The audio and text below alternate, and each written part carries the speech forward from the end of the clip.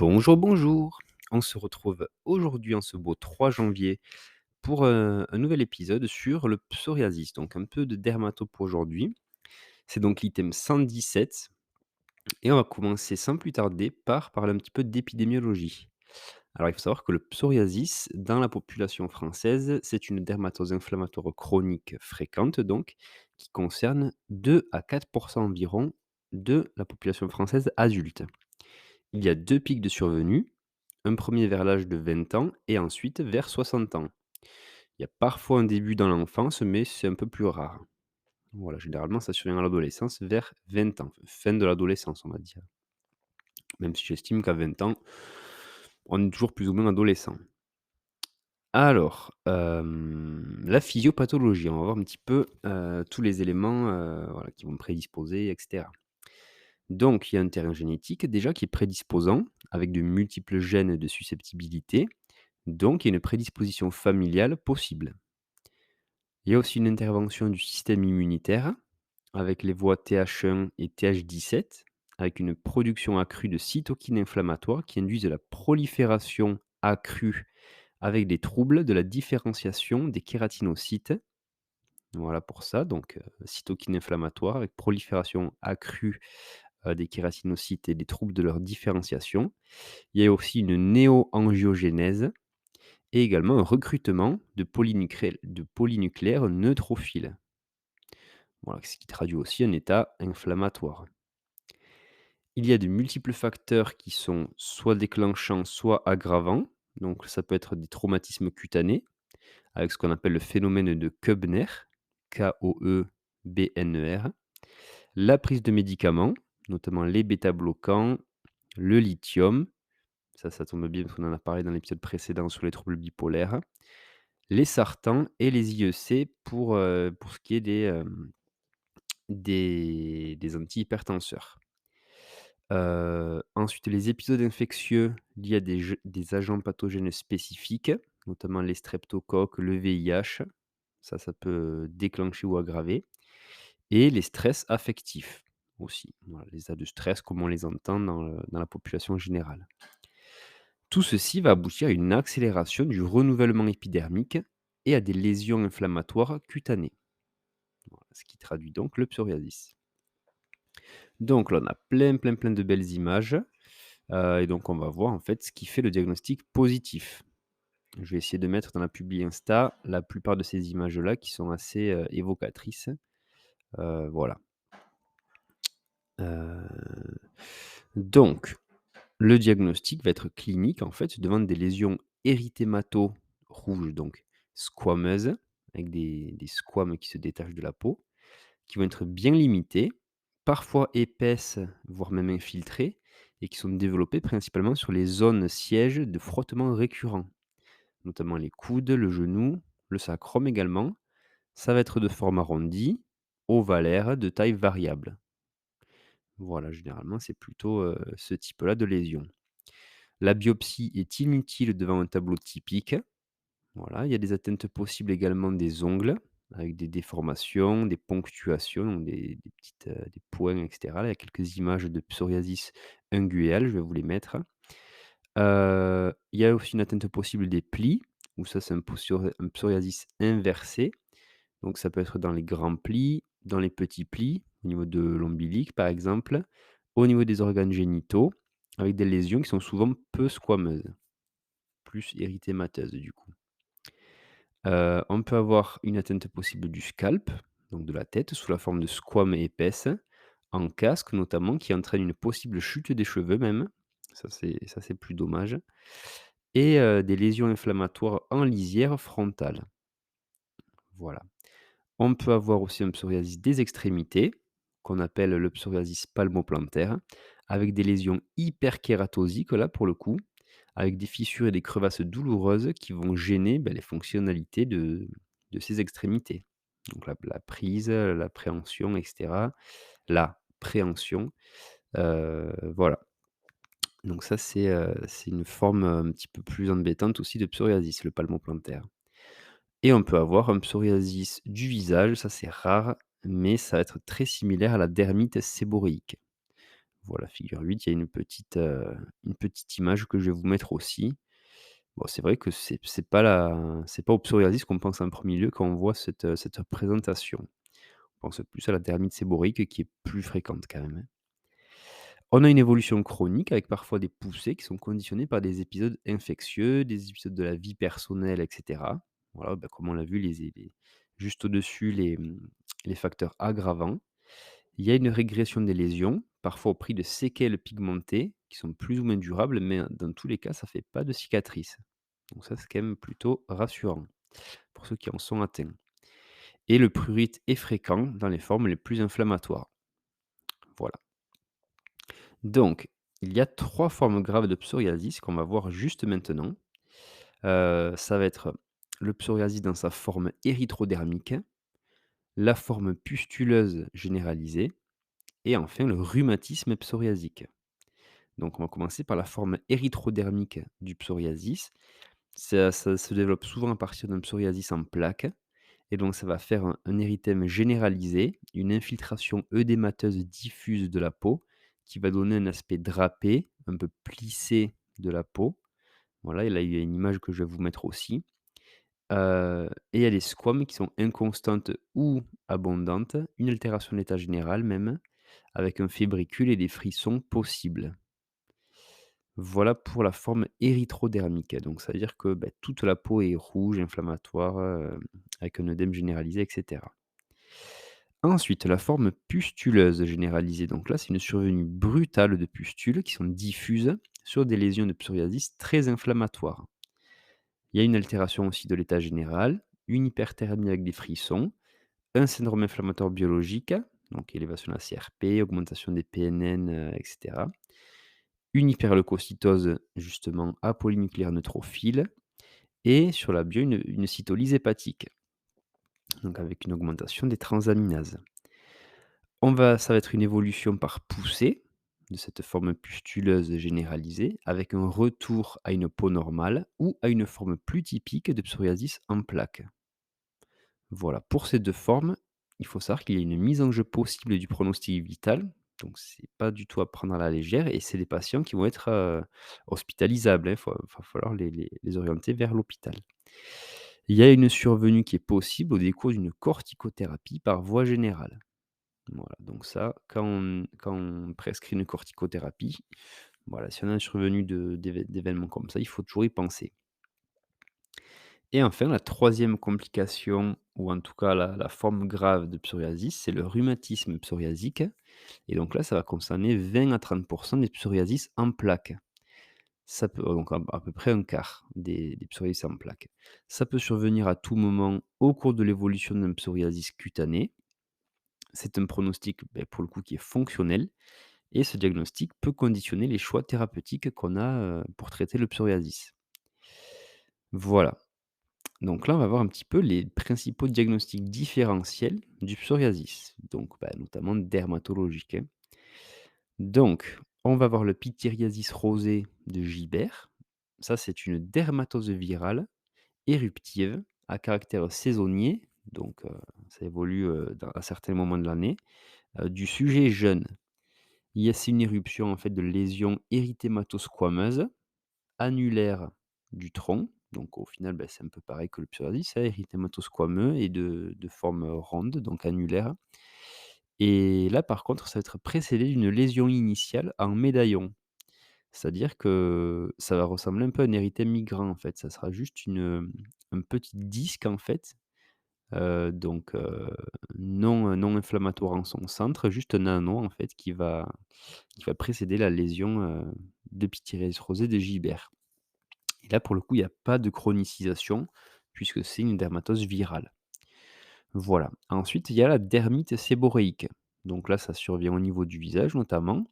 Ça va être des lésions érythémateuses squameuses, des zones médianes du visage, notamment les sillons nasogéniens autour du nez, et également du front, qui va entraîner un prurite avec des squames grasses du scalp qui vont être associés. Il y a une évolution par poussée qui sont influencées par le stress ou la fatigue. Voilà pour la dermite séborrhéique. Ensuite, on peut avoir l'eczéma chronique. Donc là, il y a un terrain prédisposant qui est les terrains atopiques. C'est parfois difficile de trancher pour les formes, à type d'eczéma numulaire, donc en forme, pareil, arrondie et les atteintes palmoplantaires. Voilà, donc parce que ça peut vraiment faire penser à du psoriasis, tout simplement. Ensuite, on va voir les dermatophyties de la peau glabre, donc là où il n'y a pas de poils. Donc ça va entraîner un prurite sévère et il va y avoir une évolutivité des lésions sous dermocorticoïdes. Voilà, parce que dermatophytes, donc c'est, des champignons qui sont développés souvent, grâce ou à cause de l'utilisation de dermocorticoïdes qui vont déstabiliser un peu, la barrière cutanée, et cetera. Et enfin, on peut avoir ce qui s'appelle lymphome cutané. Donc là, pareil, je vais vous mettre la photo. Ça peut, ça fait une sorte de plaque érythémateuse bien délimitée, un peu inflammatoire et donc là, au moindre doute, il faut, pratiquer une biopsie pour éliminer ce diagnostic de lymphome cutané. OK, OK. Donc maintenant, on va voir un petit peu les modalités du diagnostic des formes cliniques articulaires du psoriasis, donc le rhumatisme psoriasique, hein, comme on en a parlé un petit peu plus tôt.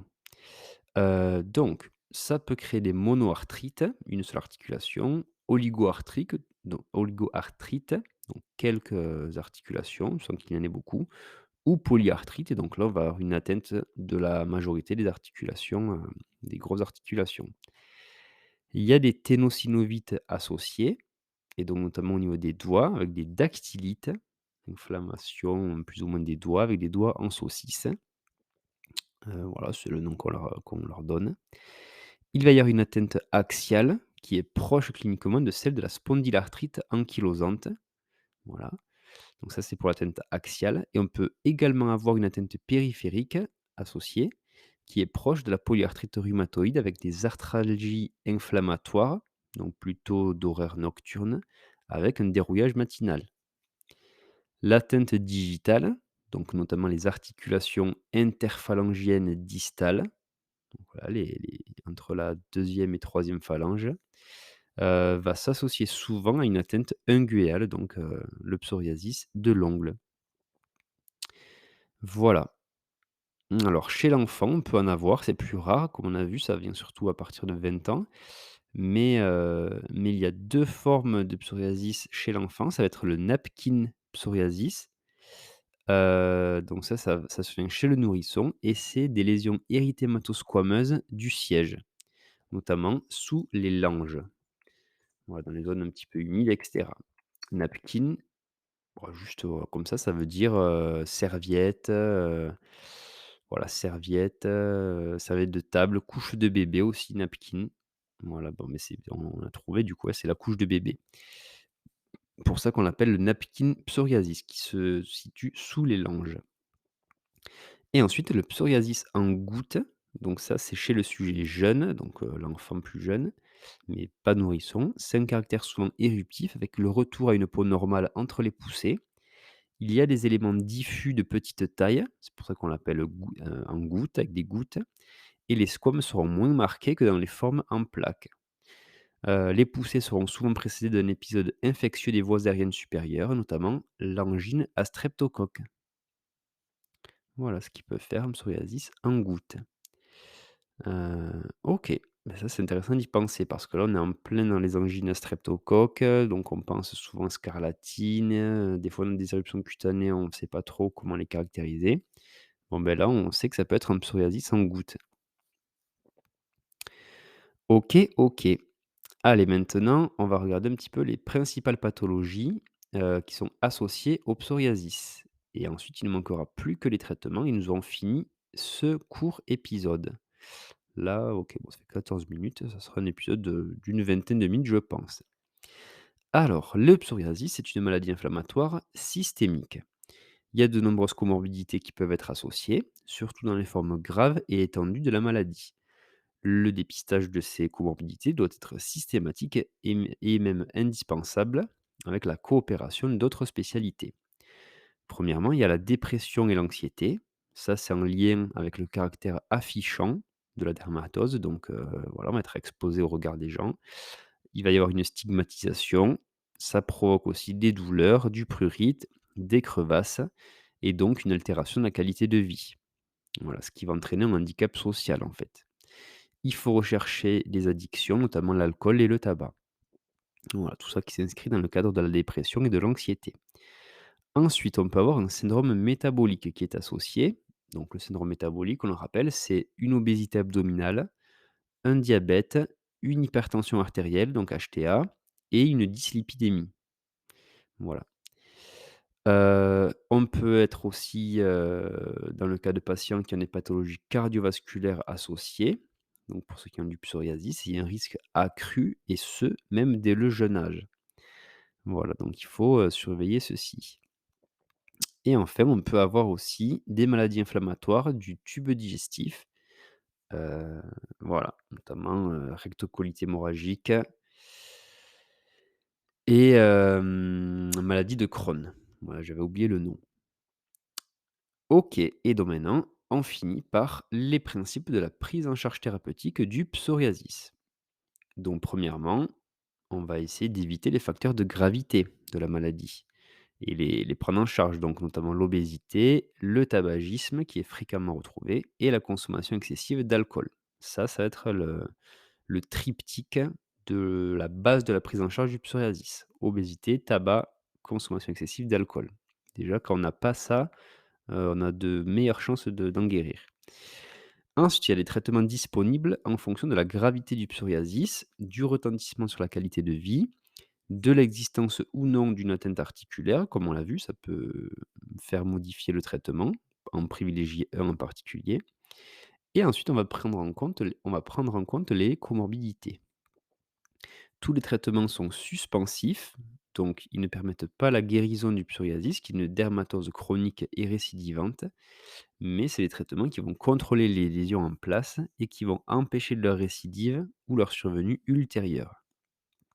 Voilà, donc on ne guérit pas vraiment du psoriasis en fait. Donc il y a déjà des traitements locaux. Ils sont toujours possibles seuls, dans les formes peu étendues ou en complément ensuite des traitements généraux. Ça va être les dermocorticoïdes, mais on l'a vu, ça peut entraîner, heu, des dermatophytoses.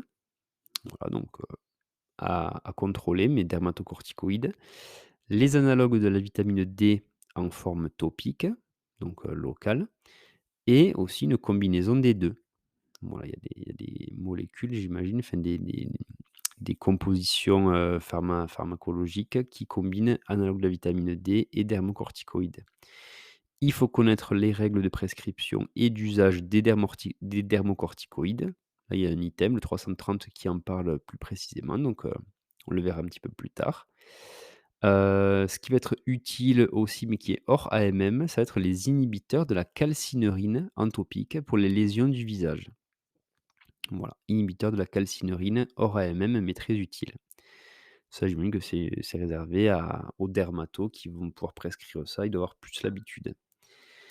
Et enfin, il va y avoir des kératolytiques et des émollients qui vont être utiles en traitement adjuvant, donc qui vont pouvoir aider au traitement, local.